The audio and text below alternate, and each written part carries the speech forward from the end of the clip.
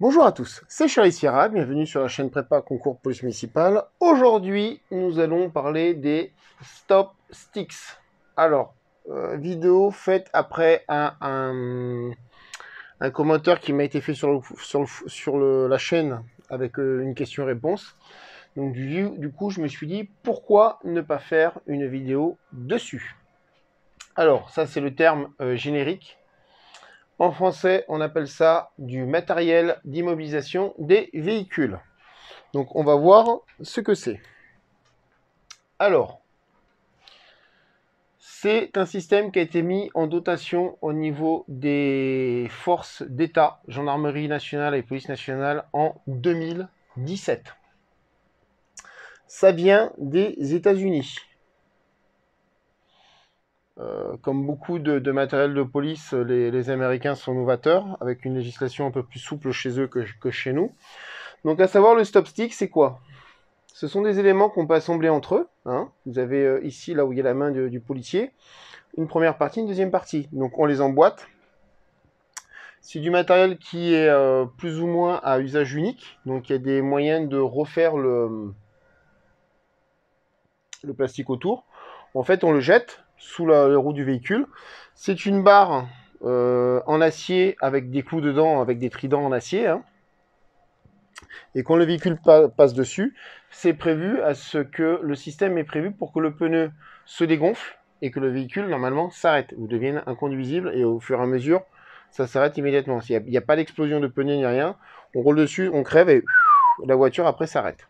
Sachant qu'une fois que vous avez 2-3 roues qui sont passées dessus, ça calme. Donc là, sur la photo, on a un contrôle de police nationale avec le policier. Donc, pareil, au niveau de ce type de système, on s'en sert pour faire... On peut s'en servir sur des points de contrôle précis, type checkpoint, comme on avait un peu par rapport à la Covid, où on contrôlait les attestations de déplacement des gens. Ou alors, quand on le fait, vous voyez ici sur la photo, vous avez un premier policier qui est là, le deuxième est là. C'est-à-dire que si le véhicule accélère et prend la fuite, on jette ça sous les roues et ça arrête le véhicule. C'est censé aussi diminuer l'usage de l'arme à feu sur les contrôles. C'est un moyen non létal pour arrêter un véhicule. Par rapport à l'armement, on est obligé de tirer dessus. Donc maintenant, par rapport à la police municipale. Donc tout ce que je viens de vous dire là, ça fait... il y a eu des débats au Parlement, hein. J'invente rien. Donc pour la police municipale, ça a été légalisé en 2021. C'est-à-dire qu'avant, il y avait un flou artistique, il y avait un flou juridique. C'était pas autorisé, mais c'était pas interdit. Donc comme chez nous, tout ce qui n'est pas autorisé n'est pas interdit, on peut plus ou moins s'en servir. Mais si on s'en sert, attention à la jurisprudence et à la personne qui s'en est servie. C'est le problème de la loi française. Donc, avec la loi de la sécurité globale du 25 mai 2021, il y a eu un article qui a prévu est-ce qu'on puisse utiliser des stop-sticks. Ça a créé un nouvel article sur le code de la sécurité intérieure, le L511-4-1, et qui nous dit que les agents, les policiers municipaux, quand ils sont revêtus de leur tenue, etc., peuvent faire usage du matériel approprié pour immobiliser les moyens de transport. Donc à savoir donc le fameux stop stick. Par contre, ce n'est pas prévu pour les gardes champêtres, ce n'est que pour les policiers municipaux. Donc ensuite, il y a l'usage qu'on peut en faire. Alors quand et comment? Le cas d'emploi sont les mêmes que pour les forces de l'ordre étatiques, police nationale, gendarmerie. À savoir donc, tout ça c'est référencé par l'article L214-2 du Code de la sécurité intérieure. Donc cet article-là prévoit l'utilisation du matériel et dans quelles circonstances. C'est-à-dire, il y a plusieurs cas. Donc, lorsque le conducteur ne s'arrête pas aux sommations de s'arrêter. Halte police, la police municipale, arrêtez-vous, arrêtez-vous, arrêtez-vous. Le type, il s'en fout, il continue. Donc, dans ces cas-là, on peut utiliser le matériel. Lorsque le comportement du conducteur ou de ses passagers est de nature à mettre délibérément en danger la vie d'autrui, ou de même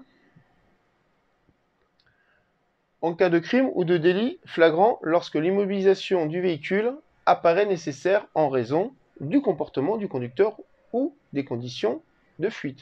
C'est-à-dire que quelqu'un qui prend la fuite, quelqu'un qui est un passager qui a par exemple une arme à la main ou des choses comme ça,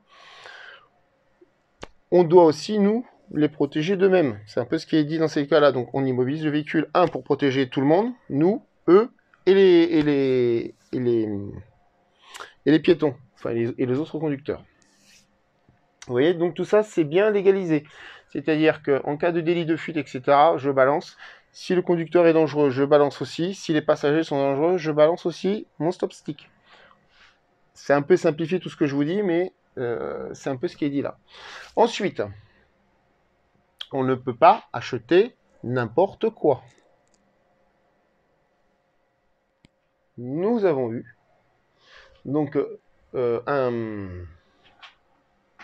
arrêté ministériel de 2017 qui prévoit les normes techniques de ces appareils.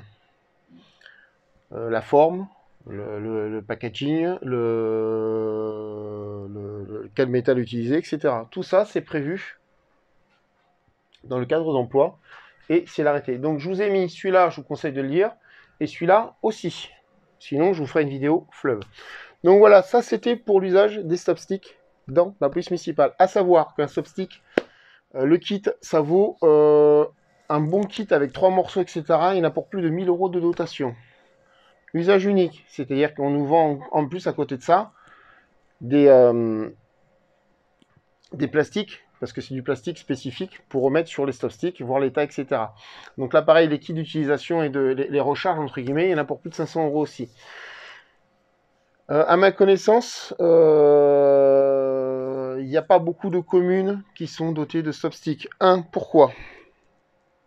C'est neuf. On est frileux par rapport à la jurisprudence, voir ce que ça va donner au niveau jurisprudence aussi et comment l'utiliser.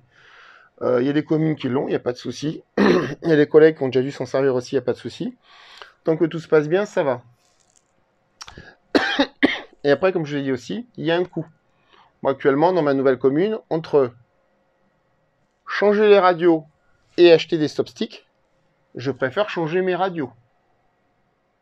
Sachant en plus que les communes, au niveau des budgets avec la crise énergétique, on a pris mal. Les communes, des communes comme la mienne où il y a 8000 habitants, on a pris une hausse du budget de 200 000 € sur l'énergie.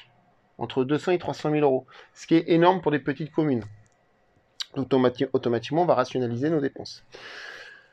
Ça, c'était pour les stop sticks. Maintenant, si vous voulez vous abonner à la chaîne. Si vous voulez cliquer sur rejoindre, deux possibilités. Une à 9,99 pour me dire merci pour le travail que je fais et je prends les sous. Une autre à 29,99 où je vous propose un suivi avec des corrections, de la visio quand il y a nécessité, pour la préparation du concours, soit de gardien brigadier, soit de chef de service. Donc c'était Charlie Sierra, je vous souhaite de bonnes révisions et je vous dis à bientôt.